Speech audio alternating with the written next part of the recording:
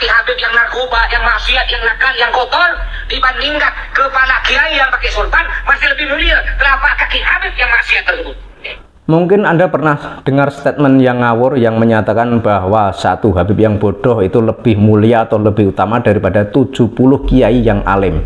Ini kan statement yang ngawur, yang bertentangan dengan ajaran Islam. Nah, ini ada sebuah video lagi, tapi ini lebih parah lagi.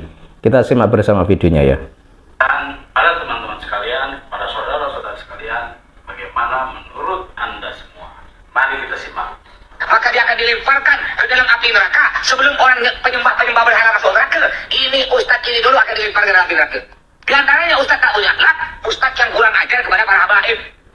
Jadi dia bilang ustadz yang kurang ajar kepada habaib itu akan dilemparkan duluan di neraka. Lah kalau habibnya itu yang kurang ajar bagaimana? Habibnya itu yang berbuat dosa, berbuat salah kepada makhluk lainnya, itu bagaimana? Apa mungkin ustadznya itu lebih duluan dimasukkan ke neraka? Kan tidak. Pasti si habibnya itu yang masuk duluan.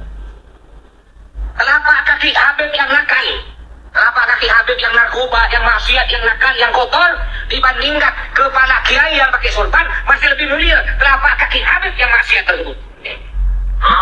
Wah, ini sudah statement yang sudah berlebihan ya. Ya bisa dikatakan bangsat lah kayak gini. Masa statement seperti ini? Dia bilang telapak kaki Habib yang kotor, yang penuh dosa itu lebih mulia daripada kepala kiai ulama yang bersorban. Ini kan sudah kurang ajar kayak gini.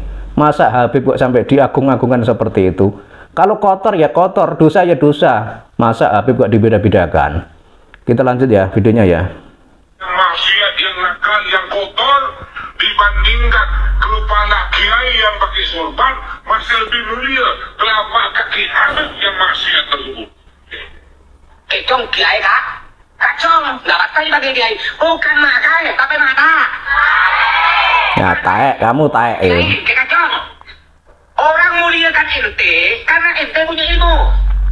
Kalau ente tak punya ilmu, tak punya santri, tak mungkin ada orang muliakan. Nah seperti itu. Bagaimana masih percaya kalau Habib itu keturunan Nabi? Kan sudah jelas ya. Kajian ilmiah Kiai Imaduddin Utsman Al-Bantani itu kan jelas bahwa Habib itu bukan keturunan Kanjeng Nabi. Dan kalau kita lihat dari akhlaknya saja, cara ceramahnya kan kelihatan banget. Kelihatan ingin disanjung, kelihatan ingin dimuliakan, kelihatan ingin dipuja, dan lain sebagainya. Dan dia bilang kalau kaki Habib yang kotor, yang penuh dosa itu lebih mulia daripada kepala kiai atau ulama yang bersorban. Ini kan sudah bangsat seperti itu. Makanya keterlaluan kalau rakyat Indonesia, terutama Dzurriyyah Wali Songo itu kok masih percaya kalau Habib itu adalah keturunan Kanjeng Nabi. Dari cara dakwahnya saja sudah berbeda, sudah melenceng, tidak sesuai dengan ajaran Nabi. Belum lagi kalau menyangkut kajian ilmiah Kiai Imaduddin Utsman Al-Bantani, itu kan jelas nasab mereka itu tidak terkonfirmasi sebagai keturunan Kanjeng Nabi. Kemudian melalui sejarah juga tidak terbukti. Kemudian melalui tes DNA itu juga tidak berani. Terus dalilnya apa lagi? Kan tidak ada. Tapi selama ini mungkin kita terlalu lama ya mendapat doktrin kalau Habib itu adalah keturunan Nabi ya. Sehingga untuk melepaskan doktrin itu mungkin sebagian kecil dari kita mungkin agak kesulitan ya. Karena doktrin itu mungkin terlalu dalam, terpendam. Tapi bersyukur sekali di era modern sekarang ini semua kan terungkap. Semua terlihat jelas bahwa Habib itu bukanlah dzurriyyah Nabi. Terus kalau ada pertanyaan, siapa dzurriyyah Nabi yang ada di Indonesia atau di Nusantara? Ya tentu saja mereka para Wali Songo dan keturunan Wali Songo. Para keturunan Wali Songo itu berdasar kitab nasab itu terbukti, berdasar sejarah terbukti, berdasar tes DNA juga terbukti kalau mereka itu terverifikasi tersambung kepada Kanjeng Nabi. Kalau habaib dari Yaman itu tidak terbukti tiga-tiganya. Bagaimana kalau menurut pendapat Anda?